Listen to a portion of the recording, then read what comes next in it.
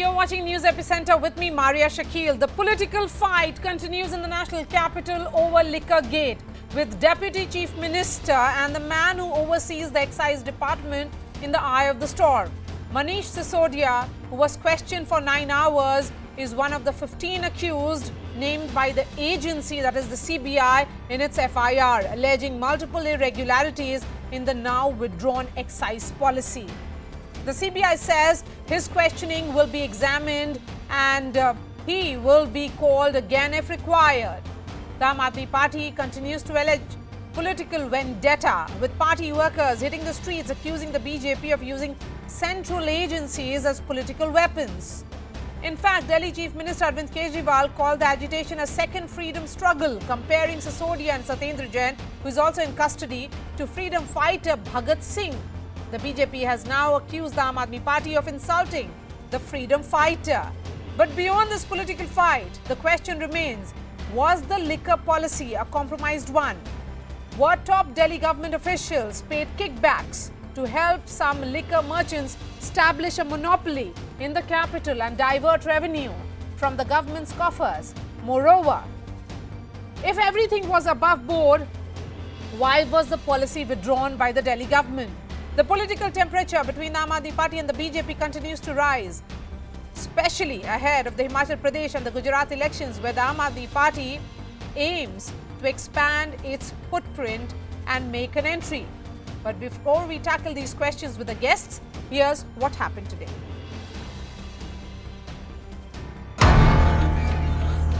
Two months after CBI officials raided his residence in connection with irregularities in the Delhi government's excise policy, Deputy Chief Minister Manish Sisodia was summoned for questioning by the agency. And the Aam Aadmi Party pulled out all stops to turn the summons into a show of strength. Sisodia left home after a tilak ritual, accompanied by top leaders of the party. As AAP workers lined the streets, he took out a roadshow in an open-roof SUV, waving to the crowds. He declared that his arrest was imminent due to upcoming elections in Gujarat. ये लोग मुझे jail में डालने की तैयारी इसीलिए कर रहे हैं क्योंकि इनको लगता है कि मैं गुजरात जाऊंगा तो लोगों के स्कूल बनने की उम्मीद और मजबूत होगी। गुजरात में भारतीय जनता पार्टी बुरी तरह से हार रही है और आम आदमी पार्टी की सरकार बनने वाली है। Sisodia even made a stop at Mahatma Gandhi's memorial and compared himself to the father of the nation. जिस तरह से बापू को षड्यंत्र में फंसा के अंग्रेजों की सरकार ने झूठे मुकदमे कर करके जेल में भेजा, आज मेरे ऊपर भी एक फर्जी मुकदमा करके मुझे जेल भेजने की तैयारी की जा रही है। Finally, Sisodia made his way inside CBI's headquarters, where he was presented with evidence in the case and statements of the other accused. As he was questioned, AAP workers gathered outside CBI's office, raising slogans and protesting against the summons. Several AAP leaders were promptly detained by the police. The senior police officials are on the ground. The SHO, local SHO from this area, Lodi Colony area, is now making announcements asking them to vacate from this location. The Vajra Vahan has also been placed in position. AAP convener and Delhi Chief Minister Arvind Kejriwal firmly put his weight behind his deputy, even tweeting a cartoon depicting Sisodia as a hero. अभी उन्होंने गुजरात आना था, लेकिन आज इन लोगों ने मनीष सिसोदिया को गिरफ्तार कर लिया। वो नहीं चाहते कि मनीष सिसोदिया गुजरात में जाके चुनाव का प्रचार करें। मैं मनीष जी को कहना चाहता हूं, आप चिंता मत करो, आपके ना आने से प्रचार बंद नहीं होने वाला। ये सारी जनता प्रचार कर रही है, घर घर जाके प्रचार कर रही है। The BJP claimed AAP is behaving like it has won the World Cup of corruption. ये जश्न भ्रष्टाचार है। जिस प्रकार से मनीष सिसोदिया आज एक खुले कार में अपने समर्थकों के साथ नारे लगाते हुए, फूल माला डाले हुए निकले हैं, it seems as if the Aam Aadmi Party has won the World Cup of corruption. Sisodia is accused number 1 in CBI's FIR on the now scrapped excise policy, which handed over the sale of liquor to private players, shutting down government-run outlets in the capital. So is it political vendetta, or is the law catching up with Manish Sisodia?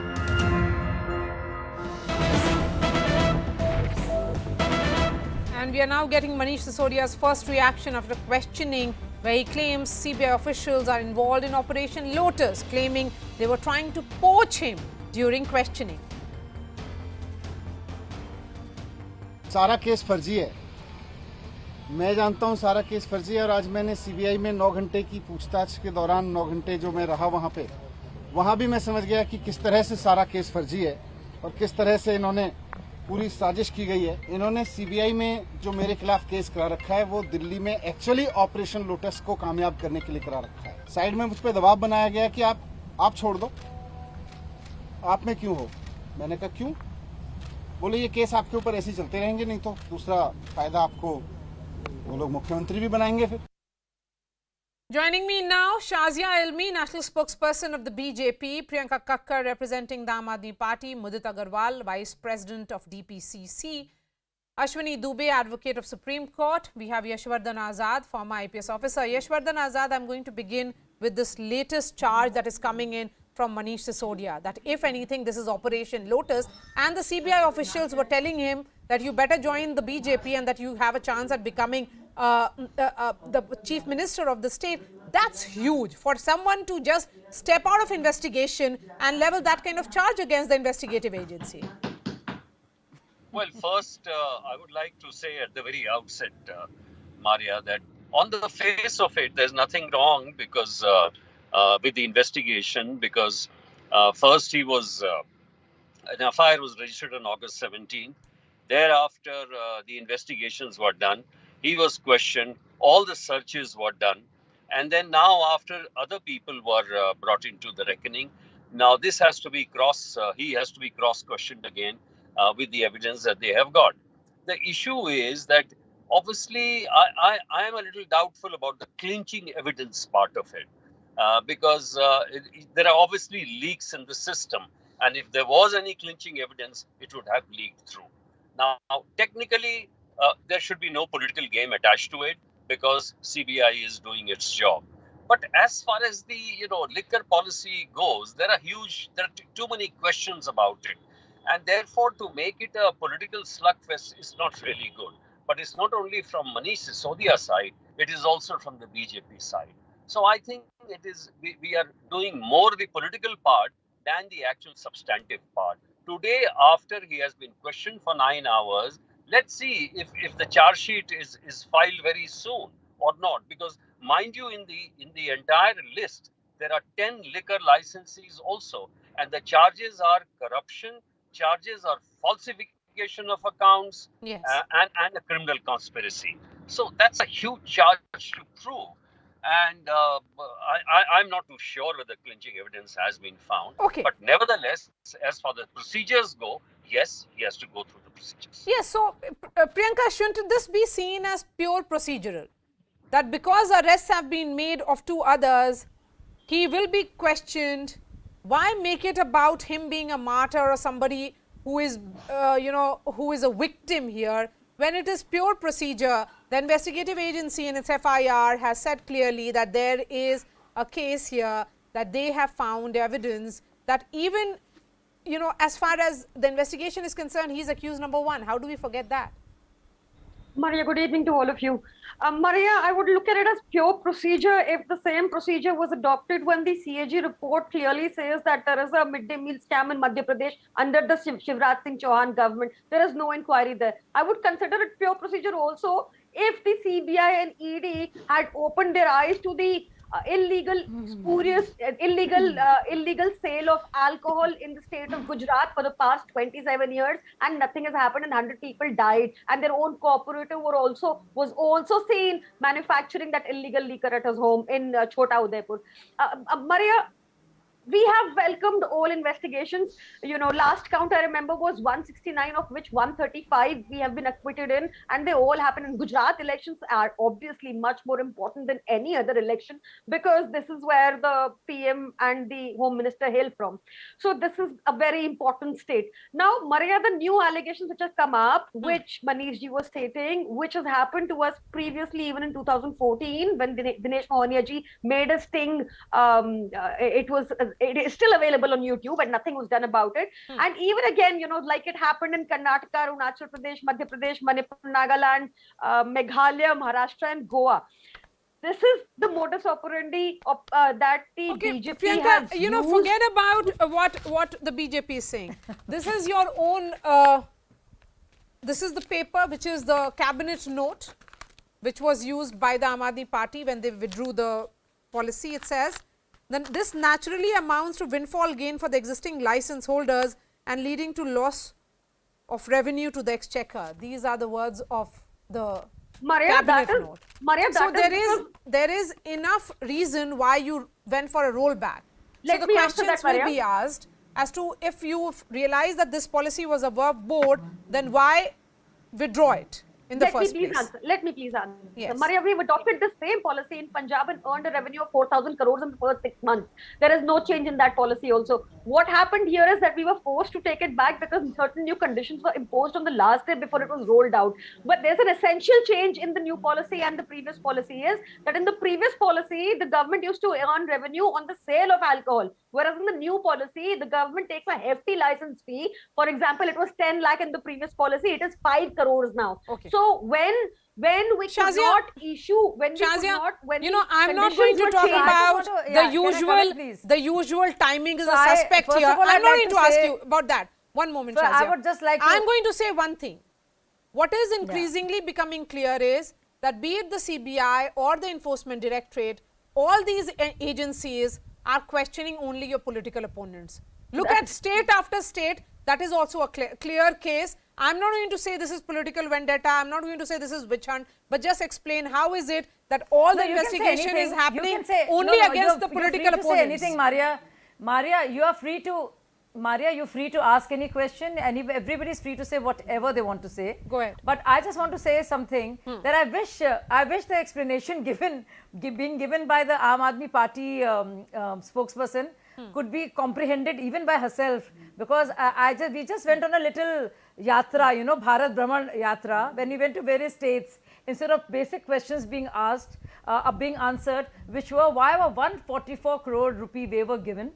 That is an important question. And after the first quarter, where 87% increase happened in sales of whiskey and 60% almost of wine, why did the exchequer not benefit, or there was any increase in the excise, when this was precisely the reason why Manish Sisodia changed the policy?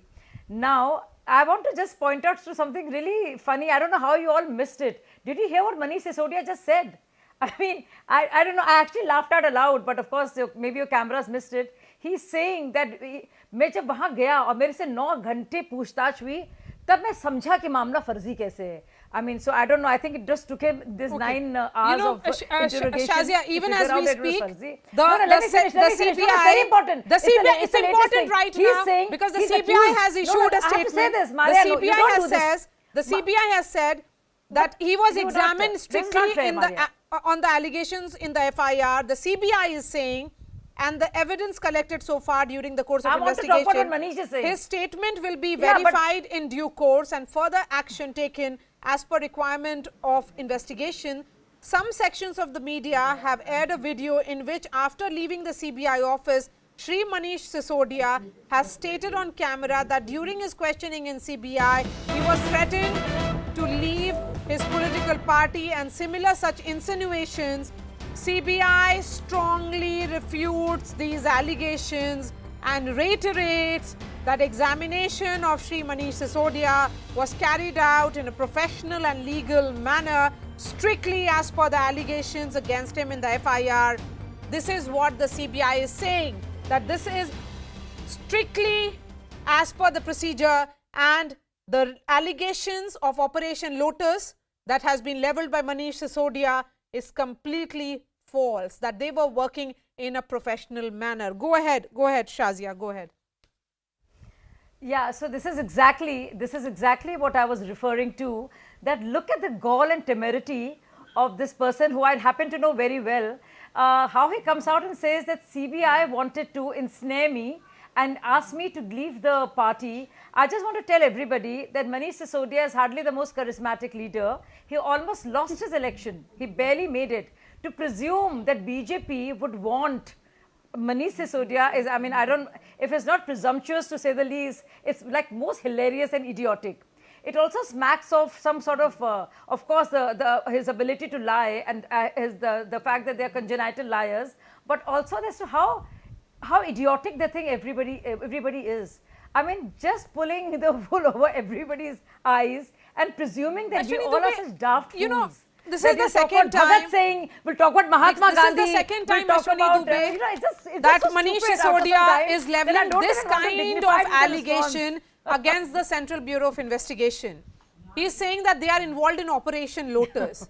You know, what is problematic here is to say such a thing, especially after questioning. I mean, you are questioning an agency, that's all right. You may say whatever the other opposition parties are saying, but you are saying that they are not professional. You know why? You know why? Ashwini Dubey, you know, that is not something... professional. No, it's far more serious. Yes. Maria, stop being so euphemistic about it. Maria, I think you're being very euphemistic about it. Okay, Ashwini Dubey will respond, please. I think he knows he's in the dock. I think he knows he's been Maria, I should get as much time. One moment. Priyanka, I'm coming to you. Ashwini Dubey will respond. Yes. Ashwini Dubey? Yes. And that's the reason why he's making... For an accused to come out of the agency and level this kind of allegation. Maria, thank you for having me here. Maria, the law of the land says that once somebody is named in the FIR, an agency wanting his presence, one has to go and join the investigation and cooperate in the investigation. That too, a person who is holding a constitutional post, his allegiance, his commitment should be towards the constitution. What constitution says? When the FIR legally registered. And if any premier agency is wanting the investigation to be done, so instead of glorifying the accused, his alleged involvement in the offense, one should go and join the investigation. There are 3 stages in a criminal case: the suspect stage, accused stage, and convict stage.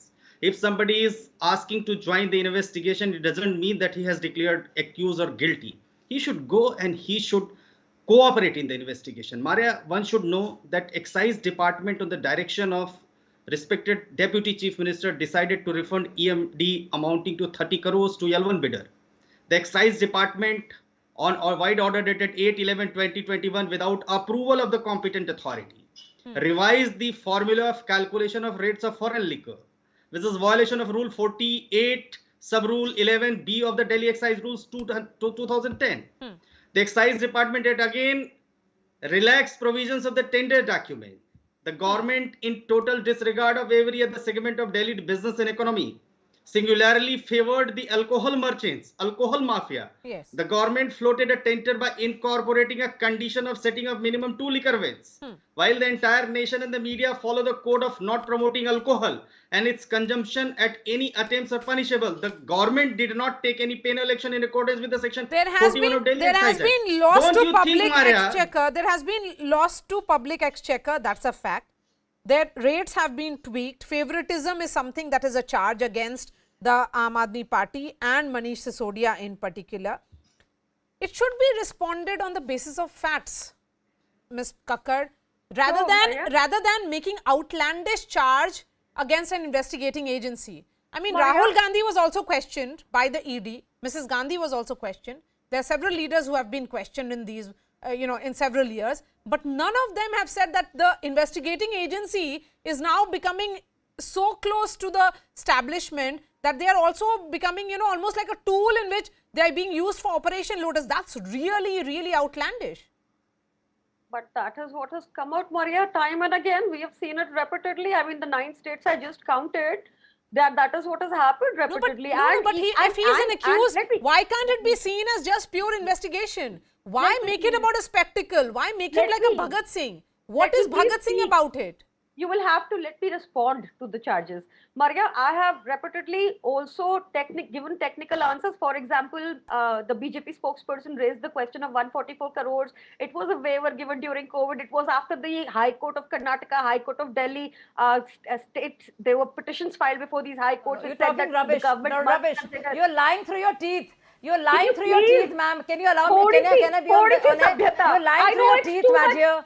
My dear, it has nothing to do with High Court, Karnataka, or any of that. You are again talking complete rubbish. It's complete rubbish. There was a 144 crore waiver given, which has actually been noticed, which is part of the questions try being raised. decent. So I think It's not too I think difficult. either you don't know, Your or either LCD also pretending to gave be the waiver. very naive. Your or you're being too LCD clever by also half, gave waivers, or you clearly madam. been given something to read, because Oh this has my nothing to do God. with. No. You're just making up some stories, my Once dear you friend. scream, Just once be you're done honest. screaming, let And me just be know. honest. As should Manish Once you're be. done screaming, let me know. No. Because I will not allow you to talk.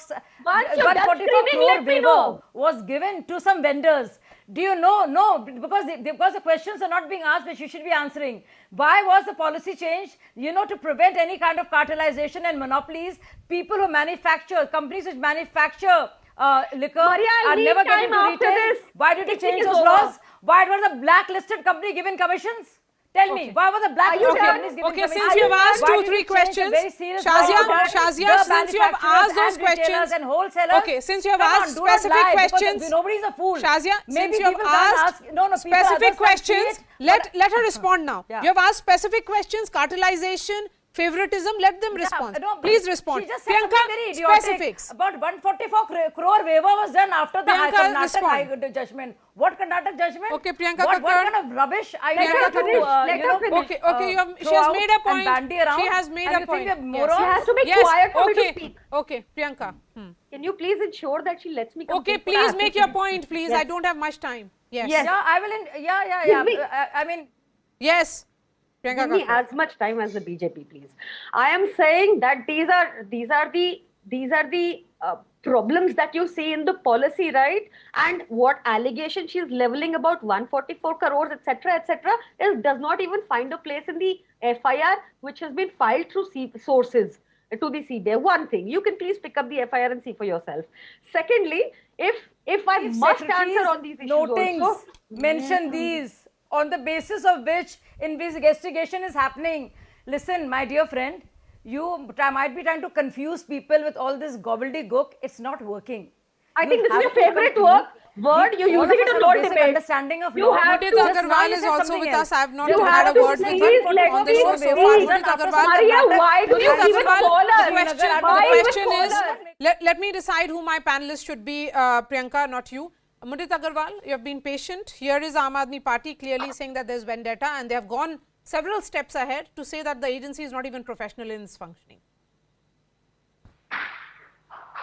A long time. Let's understand this. Corruption, deceit and propaganda are the mainstay and pillars of this Kejriwal government. They should follow what they preached.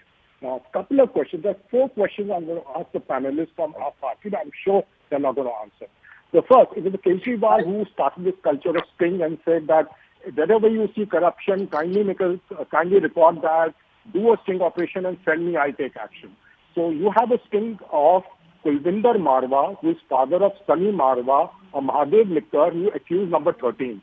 In that sting, he is clearly stating how money is given to our party in black, how the commission of wholesale liquor was increased from 2 to 12%, and 6% of that went to Kejriwal government. He also mentions the amount of money, around 250 crores, which were paid by his company illegally to our party government. Number one. So there's total silence on this thing. In that sting, you see, our party was talking about that they increased the bid price from 10 lakhs to 5 crores. In another sting, the involved party actually said why that was done. That was done for cartelization, so that all the small players cannot bid for 5 Mudit crores. Agarwal, I get so your they point. increased I the get bid all your points. so Since that- you have asked these questions, these are Let me similar just questions. complete. You have come to me, then let me ask my... That has been asked by Shazia Ilmi of the BJP as well. I have just enough time for Yashwardhan Azad. Yashwardhan Azad, you let's have hardly focus. given me 1 minute to Yashwardhan speak. Azad, You think just fair? let's focus After on 20 minutes of waiting, you that gave is me the 30 statement that seconds. came from Mr. Manish Sisodia. You know, a charge of this nature against an investigating agency coming from a party which always says that they are anti-corruption. If it is about questioning and he has nothing to hide, and let's not forget that if you have so many issues with the investigating agencies, then file an application in the courts. Why level this kind of charge that there is Operation Lotus in which the officers are involved? It's an absolute ridiculous and an unfair charge, and I'm extremely happy that the CBI spokesman has rubbished it. You know, CBI is a professional organization. Yes, it might be operating at on the orders of the government, but as far as the investigations go, they are absolutely professional. And as I mentioned earlier, they are following all the procedures. Mind you, the FIR has been registered. There is time to file the charge sheet. This is the second time he has brought for cross questioning. That's a different thing. How much of clinching evidence they have got, what happened in the seizures. But as far as procedures go, you're absolutely right. There is no right for anyone to make a charge like that against a brilliant Priyanka, since all the questions have been directed towards the Aam Aadmi Party, you'll get the final words. Please go ahead. Maria, I'll just simply say this, maybe that helps. We have been charged, like I mentioned, so many cases. Okay, I won't go there. Maria, we are a government which gives the taxpayer money back to the taxpayer and presents a surplus budget and has the controlled inflation according to the CPI index released by the central government. This government giving the money back to the taxpayers, earning a surplus in budget and controlling inflation will be pocketing money, or a government which is in negative, which has no answers to where the money went, which gives nothing to its citizens, will that government be corrupt? But no questions must be asked of the CAG report, which in Madhya Pradesh says that there is a 100 crore scam under the Shivraj Singh Chauhan government. No question should be asked against the BJP government where there's an illicit liquor trade in Gujarat, and no inquiry is happening for 27 years. Shazia, we will be continuing with me for the second debate. Priyanka Kakkad, Mudit Agarwal, Ashwini Dubey and Yashwardhan Azad. Thank you so much for joining me. We are slipping into a short break. After that, I'll get you details. It was the day of polling in that historic elections that has taken place for Congress Party's president's role.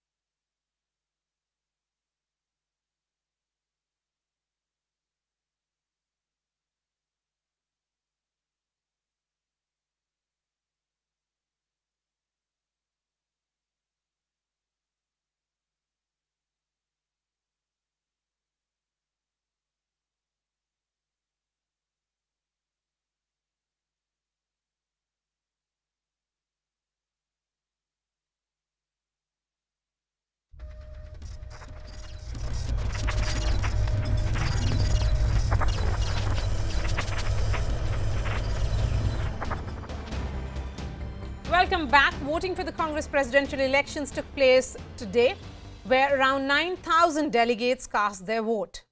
The results will be declared on October 19th, with senior party leaders Mallikarjun Kharge and Shashi Tharoor as the two contenders. Kharge has been seen as the candidate of the Gandhis, with a large number of senior Congress leaders backing him, including those from the G23. On the other hand, Tharoor has pitched himself as the candidate of change, but has made the charge of an uneven playing field, as many state unit leaders not only declared support for Kharge, but even campaigned for his elevation to the top post. The BJP has accused the new Congress chief of being a rubber stamp appointment. In fact, Kharge himself said that there is no shame in taking advice from the Gandhis on how to run the party.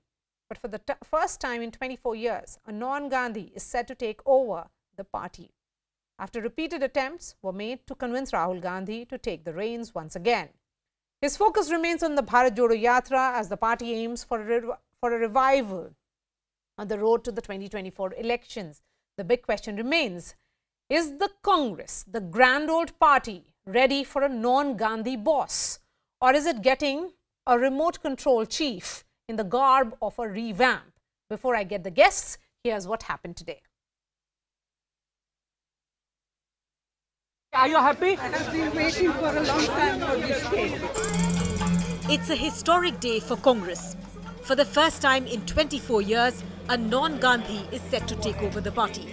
9,000 delegates lined up in 48 polling stations to cast their vote for either Mallikarjun Kharge or Shashi Tharoor. Kharge is being seen as the approved candidate who filed his nomination at the 11th hour. But he maintains the Gandhis are not involved. Some people, they are practicing or they are always defaming Gandhi family. That much I can tell. And purposely asking this question repeatedly, it means there is something I can say. Ahead of the elections, Tharoor had alleged an uneven playing field and claimed that several state party chiefs had chosen to campaign for Kharge and not him. My fate and the future of the Congress party is in their hands. I'm sure that whatever judgment they exercise will be in the best interest of the party. Elections are being held 3 years after Rahul Gandhi stepped down from the top post following Congress's second straight defeat in Lok Sabha elections. Thank you. His mother Sonia Gandhi has been the party's interim president since then. Despite pressure from a section of Congress leaders, Rahul Gandhi refused to return as Congress chief. Instead, he's leading the party's Bharat Jodo Yatra, walking from Kanyakumari to Kashmir in a Padyatra which is being seen as an attempt to revive Congress's fortunes ahead of the 2024 general elections. Message भी गया कि राहुल गांधी जी जो यात्रा कर रहे हैं उसमें एक संदेश क्या है? संदेश वो है जो देश के फ्यूचर से जुड़ा हुआ है, भविष्य से जुड़ा हुआ है, प्यार, मोहब्बत, भाईचारा, सद्भावना का माहौल बने देश के अंदर. उसी रूप में चुनाव जो हो रहे हैं, इनर पार्टी डेमोक्रेसी का प्रतीक है चुनाव ये. So at the end of the day, will the next Congress party chief simply be a proxy for the Gandhi family? And joining me now is Salman Khurshid, Congress leader. Mr. Khurshid, I appreciate your time. An election has taken place for the post of the Congress president after a period of over 20 years. Last one was rather an unequal contest between Sonia Gandhi and Jitendra Prasad in 2000. You would have seen that election. You are seeing this election as well. But the Congress, your party, is all set to get a non-Gandhi president for the first time since 1999. What does it actually mean, sir? Yes, of course. Yes, of course. But let's also be clear why and how this has become possible. This was a clear decision and an aspiration that our top leadership had. Mrs. Gandhi had a very clear aspiration that in the circumstances that we had arrived at, it was important that a flawless internal democratic election. We were all very keen for entire period. We were all very keen that Mr. Rahul Gandhi become president again. and many of us beseeched him to become president, but he was very clear in his mind that it was important that someone else in the party, whoever was preferred across the board in the party, should take over as president. And so, obviously, when that happens, there would be more than one candidate, obviously, and therefore we now have two candidates. One was disqualified, and we have two candidates in the field. Both are deserving, both are very good, both are very likable people. But obviously, some will prefer experience and age, some will prefer the excitement that is brought by a candidate like Shashi Tharoor, and let the best man win. Fine enough. Let the best man win, Mr. Khurshid. What about you? Who do you prefer? Well, I had a difficult choice because, you know, as I said, one person I've known for a very, very long time from Karnataka. The other person has been a very, very dear friend. But I had to get the sense of the house, as it were, from Uttar Pradesh. And the sense of the house was that it was fine if I would go ahead and nominate Mr. Kharge, which is what I did. And that's about as much as is out in the open, and that's much I can tell you. The actual vote that is cast is obviously confidential, and that will never be known. One view certainly is that Mr. Kharge is an unofficial establishment nominee, given the kind of support that he got, several, very clear on the surface. On the other hand, there is Mr. Shashi Tharoor, who has leveled this charge that this was an uneven level playing field.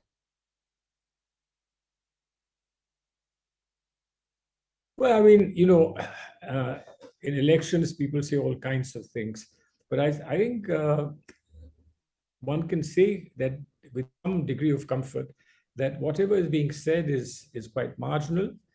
Let's not forget that Mr. Kharge has a huge and a long period in which he has served in very important positions in the party, and therefore he's touched so many people during his career.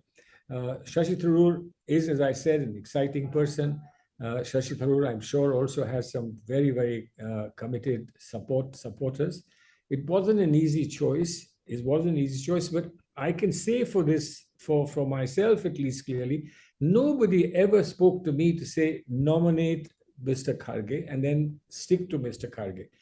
It was my choice that I chose to nominate Mr. Kharge after having got the sense of the House from my colleagues in Uttar Pradesh, and that I have continued to support him. But because I was given to understand that the moral responsibility of people in the working committee was to ease off on campaign, etc., and not do too vigorous a campaign for anyone, we stood by that moral precept.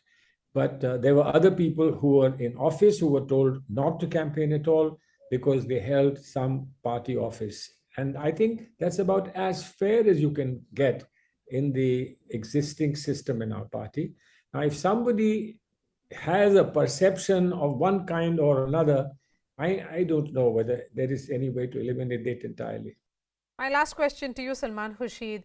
Would you say that these elections have actually strengthened the unity of the Congress, given the fact that Mr. Kharge, when he filed his nomination paper, several members of the G23 were not only present, they were also proposers? Well, I think that's an important factor, but this is not everything. I think a lot will depend, frankly, on how we take whoever becomes the president, takes the party forward, and takes the party forward in consultation and with the advice and with the regular scrutiny, as it were, of our top leadership.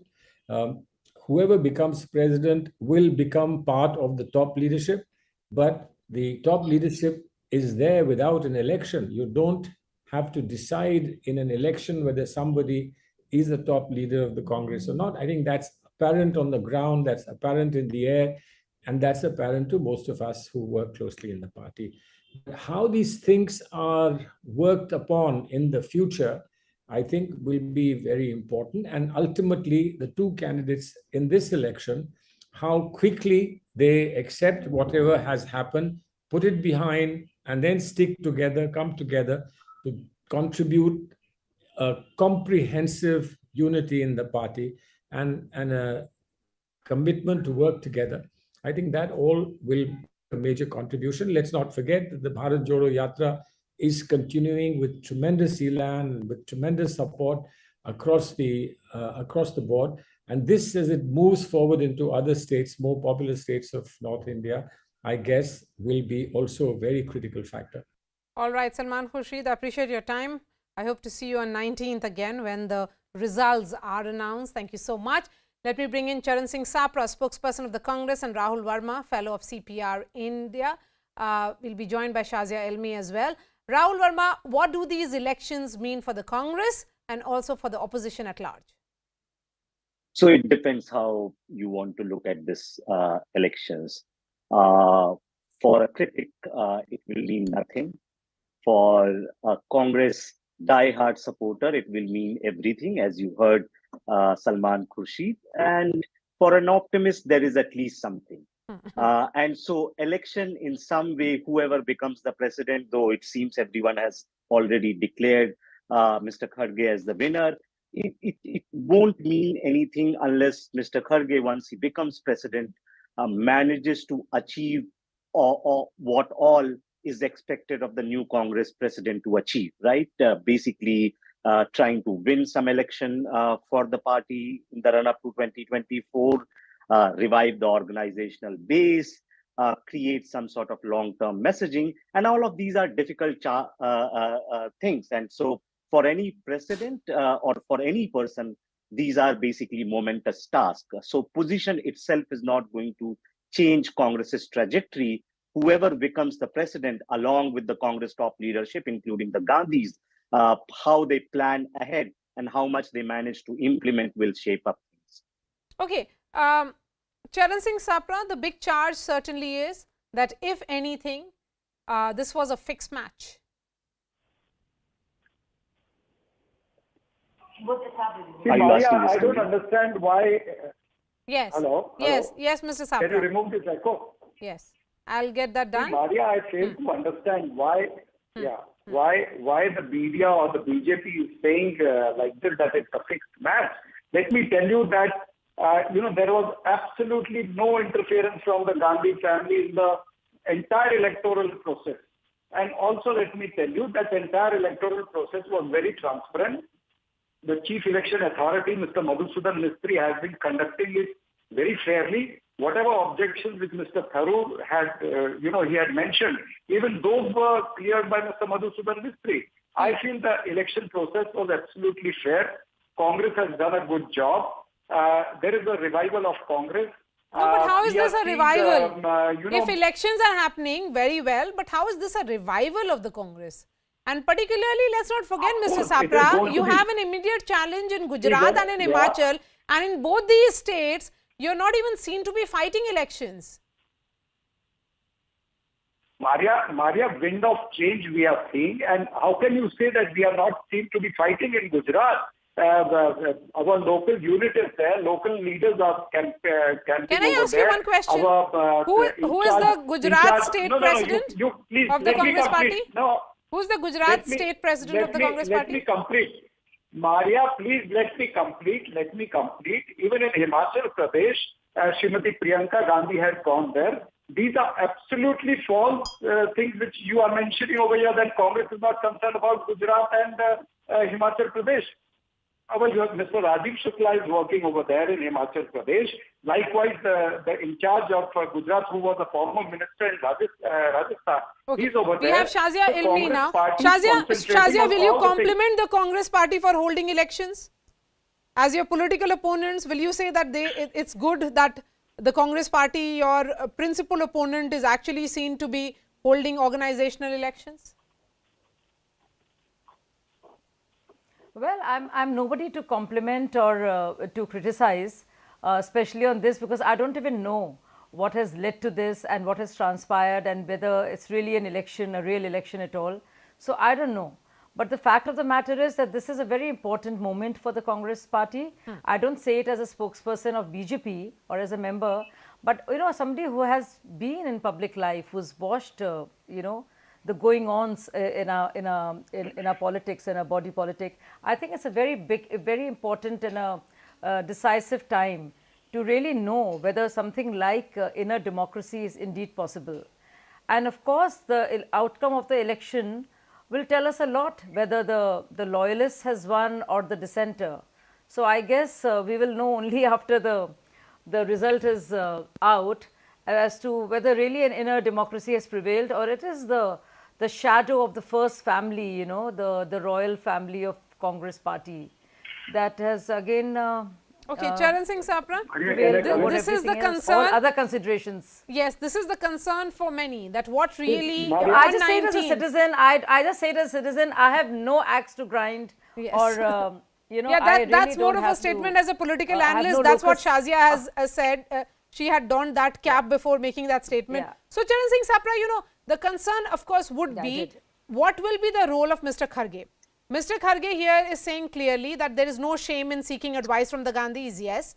But the focus of this entire, while organizational elections are happening, but the Congress party's primary focus right now is Bharat Jodo Yatra. The face of that Yatra is Rahul Gandhi. So, what will be the equation between Rahul Gandhi and Mr. Kharge?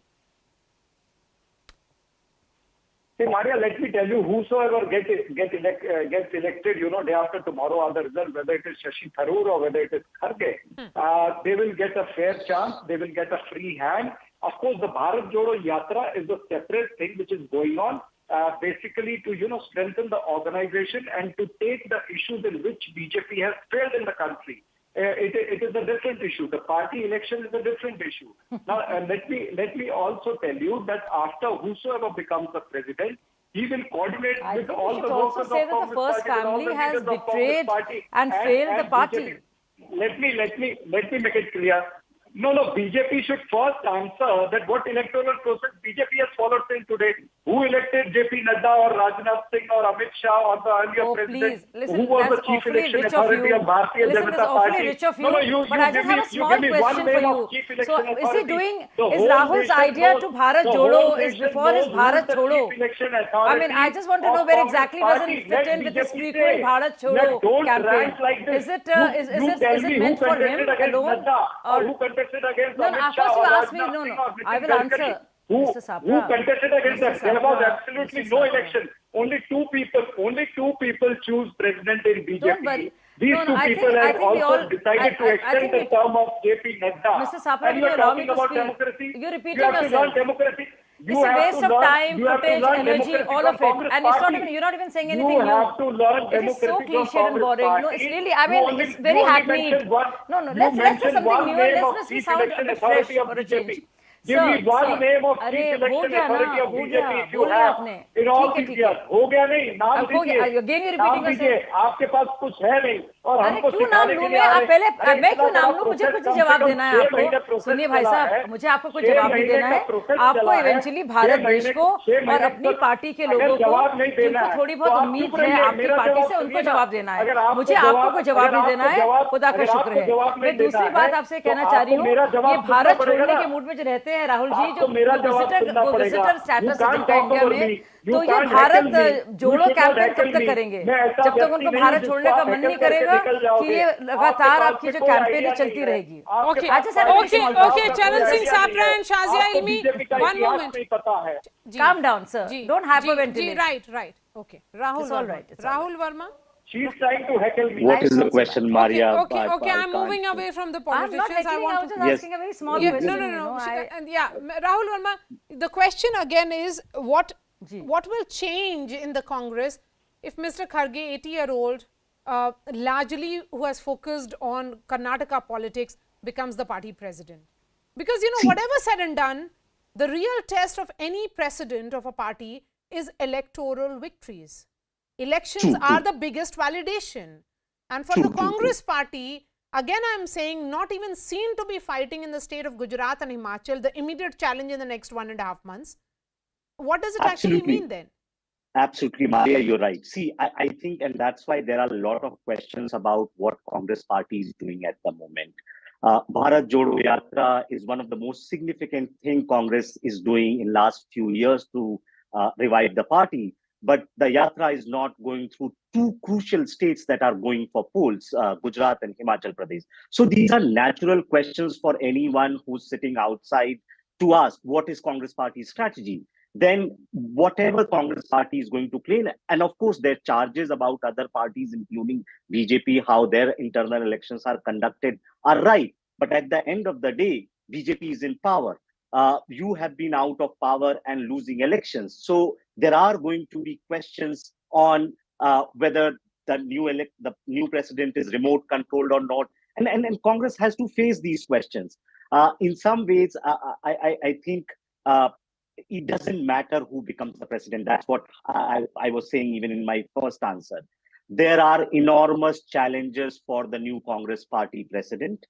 And we have to remember in most parties, sometimes the president and leader is one, and sometimes the leader and president is two different people. Absolutely, In yes. Congress party, as of now, even if a non-Gandhi becomes a president, he is not going to become the leader of the party. That mantle still remains with the Gandhis, and with the Bharat Jodo Yatra, that mantle will further be cemented with Rahul Gandhi. So it depends on whoever becomes the president. First, can they carve out an identity for themselves, an independent identity for themselves? Second, can they take independent decisions? And third, are those decisions going to help and revive the party? And you rightly mentioned those things are basically winning elections, reviving the organization, and creating a clear ideological message.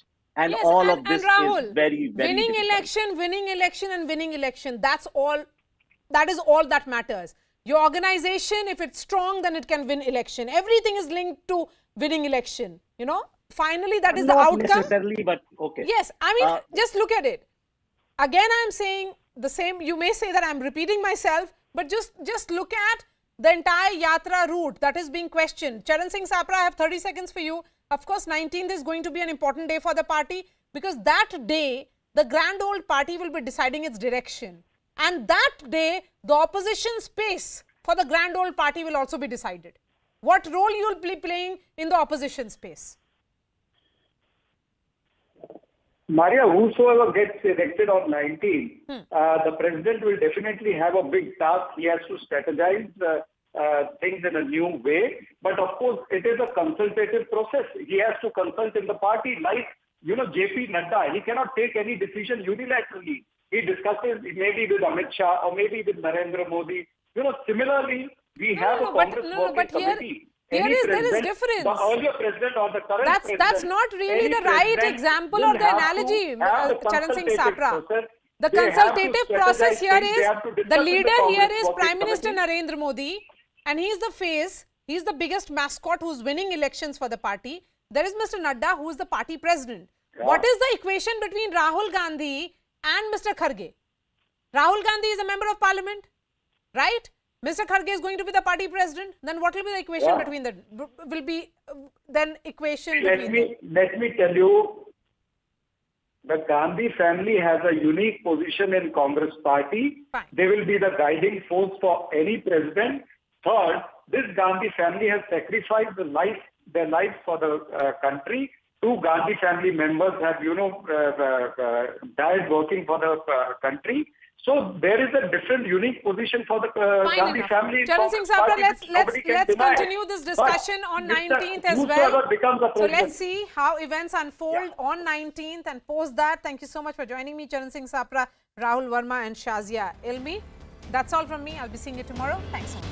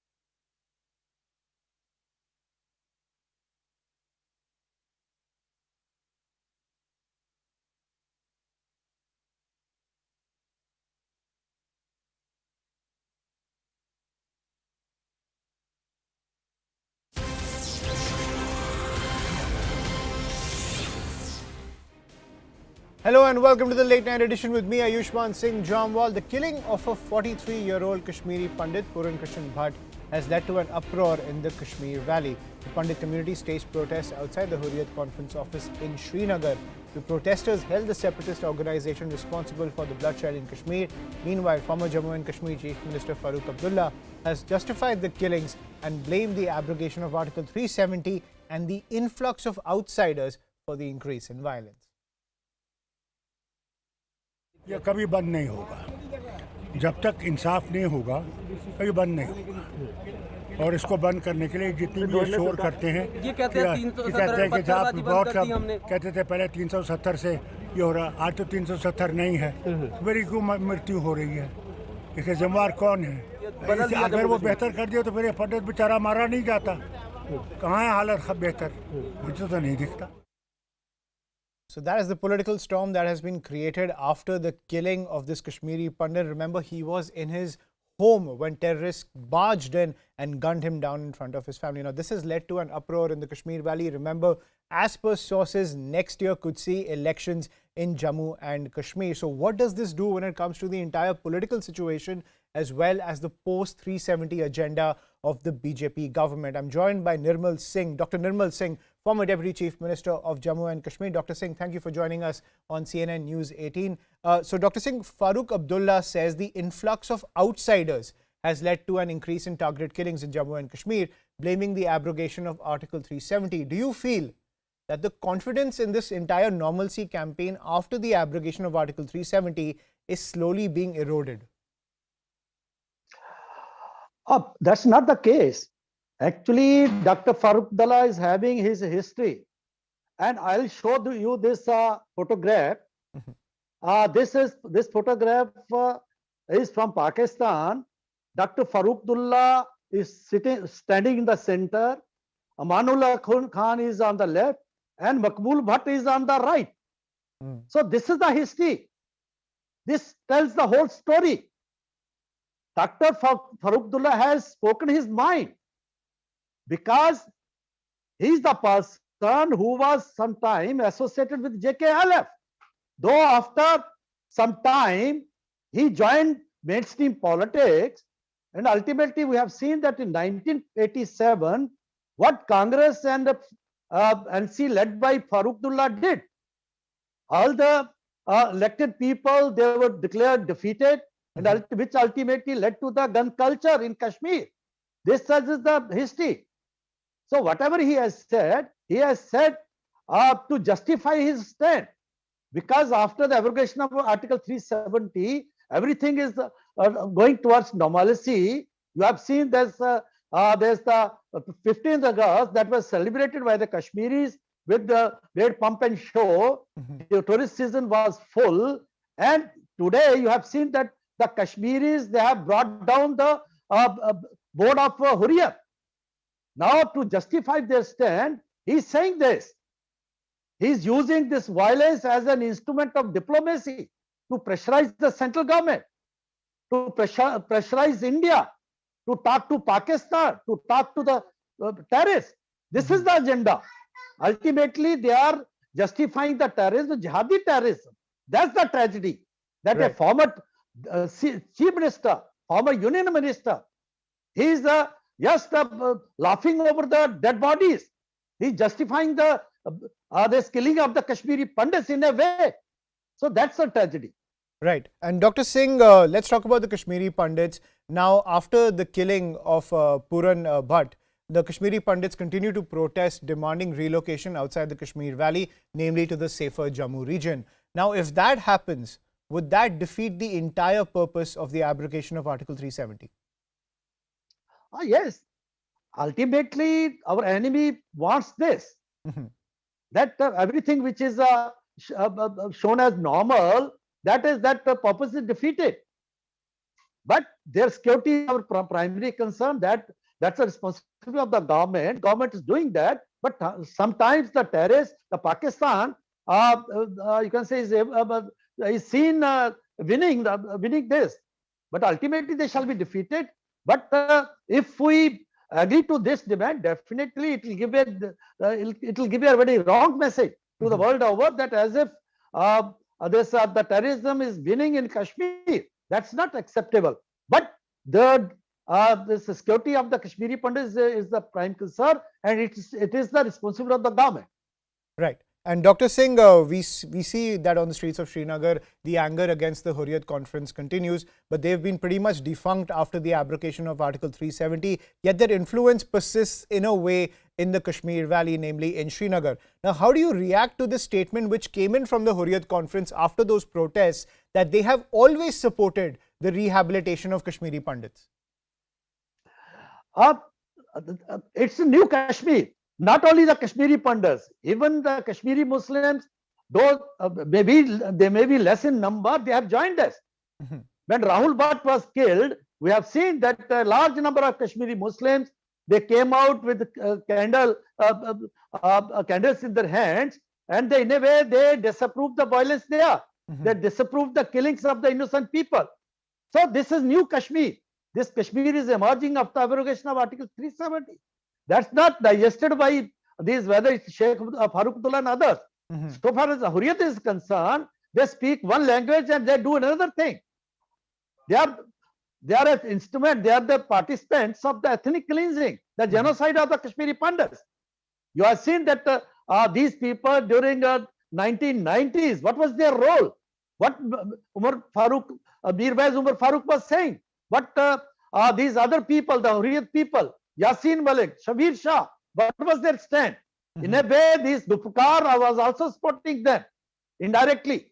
So that was the situation, because the situation is changing, the Kashmiris' mindset is changing.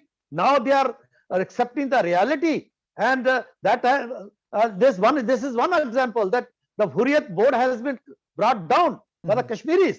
So that's one example, that they are facing protests within Kashmir Valley itself. So that's why they have started speaking this language. Better they understand this, that shall be better for the future of Kashmir.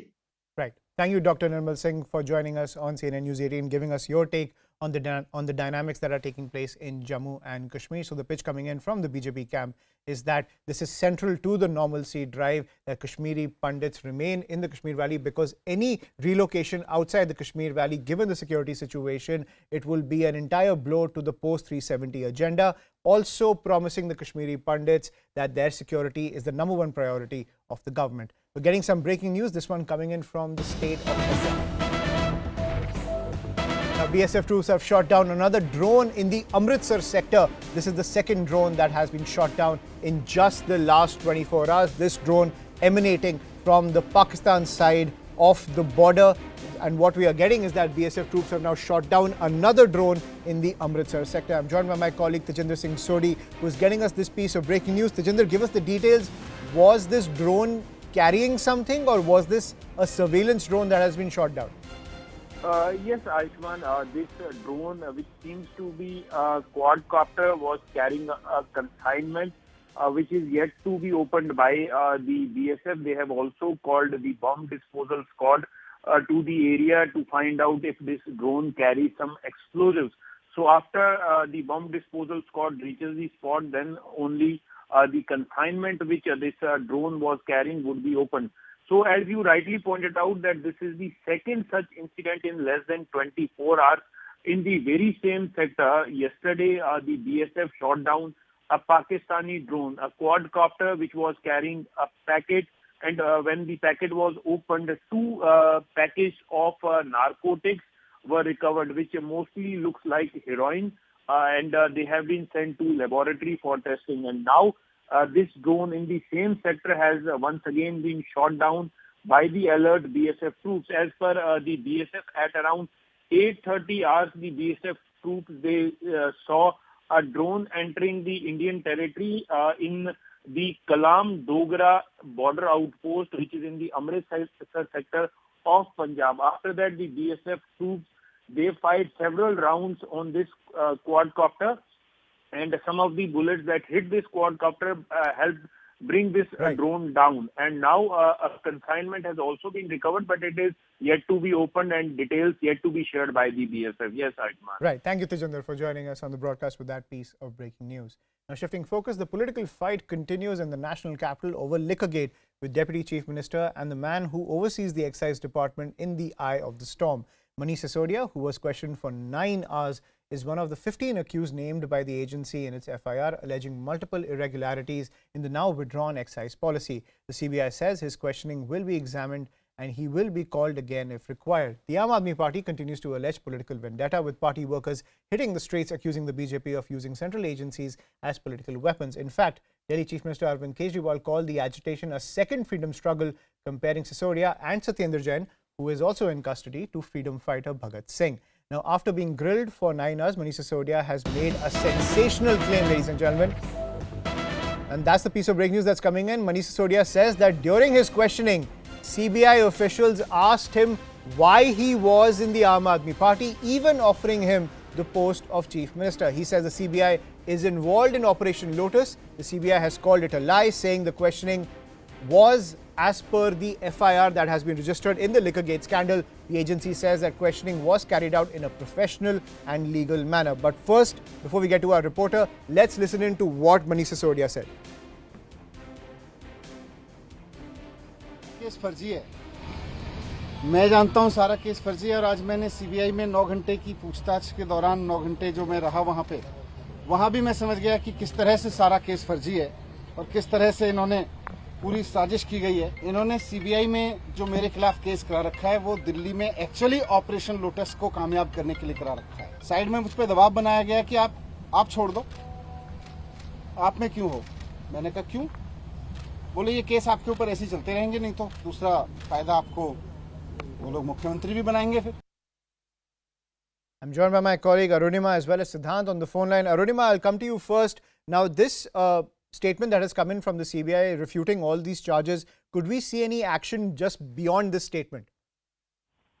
Not really. I mean, the Central Bureau of Investigation can only clarify its own stance. But if you're asking if any criminal case can be made out based on what Mr. Sisodia is alleging, not really. But CBI does want to keep the record straight, put the record straight. From this morning onwards, when politicization of this entire questioning began, when they started saying that this was happening because Mr. Sisodia had plans to campaign in Gujarat, that is why he was being summoned today. He made a huge show of it. The Aam Aadmi Party created a dharna-like situation about 500 meters from the CBI headquarters. They were stopped on that road. He was compared to Bhagat Singh. He went to Rajghat. So when all of this was happening, CBI just released a one-line statement saying what we are doing is professional investigation. By the end of the 9-hour questioning, when Mr. Sisodia again alleged that he was not asked much about the excise policy and the questioning was essentially part of quote-unquote Operation Lotus, CBI felt compelled to set the record straight. What they have said is that Mr. Sisodia has not been called back for questioning immediately because they first want to examine what he has said, compare his answers to the answers that have been given by his co-accused, and then decide the next course of action. They have called it a blatant lie that any kind of political questioning or political conversation happened between the CBI IO and the Deputy Chief Minister of Delhi. Right. And Siddhant, we usually hear when it comes to these political vendetta charges coming in from the opposition camp that the agencies are being used to pressurize opposition leaders. But for the first time, I think we are hearing an opposition leader saying that the agency was involved in the entire poaching process. Well, look, when you speak to investigators, they tell you that if it had been a political witch hunt, they would have summoned Manish Sisodia second day after the registration of FIR because they already had Chief Secretary's report in their hand and Lieutenant Governor has already recommended CBI probe, so they could have easily summoned him then. But they took 2 months of time and thorough investigation was done all this while.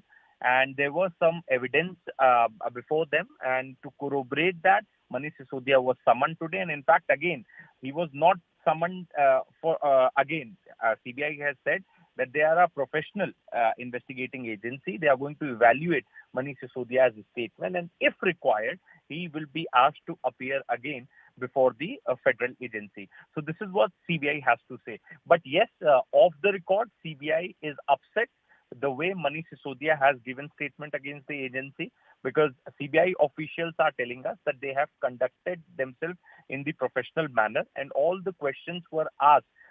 All the questions asked to Manish Sisodia were related to the case. No other question or insinuation was done. And CBI also said that in future they are going to.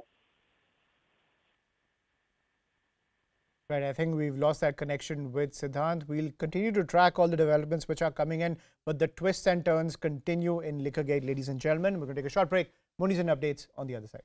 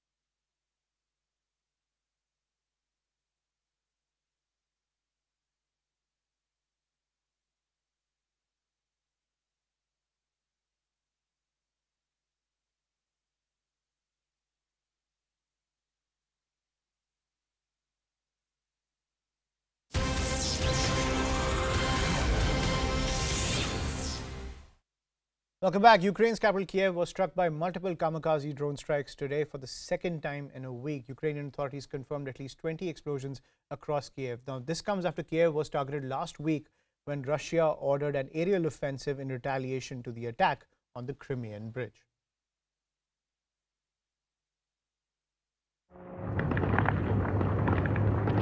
A swarm of kamikaze drones rained down on Ukraine's capital, Kiev.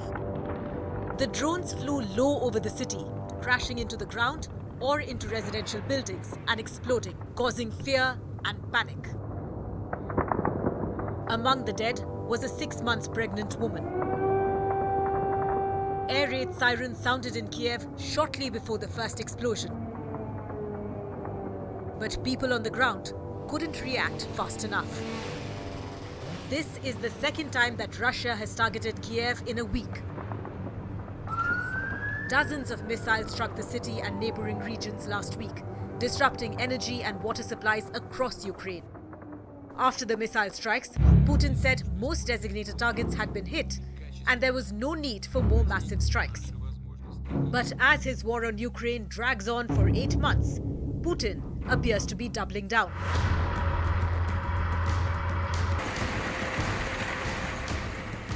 From mobilizing troops to annexing Ukrainian territory,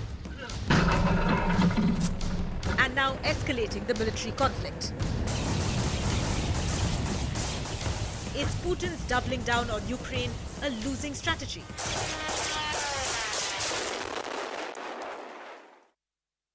Russian President Putin has said that this is all because of the actions that have been taken by Ukraine. Do you think that these strikes by Russia, which they see as retaliation, will only increase?